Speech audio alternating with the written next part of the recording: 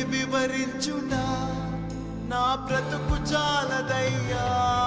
నీ ప్రేమ వర్ణించుట నా వల్ల కాదయ్యా. నీ కృపని వివరించుట నా బ్రతుకు చాలదయ్యా. తండ్రి దేవా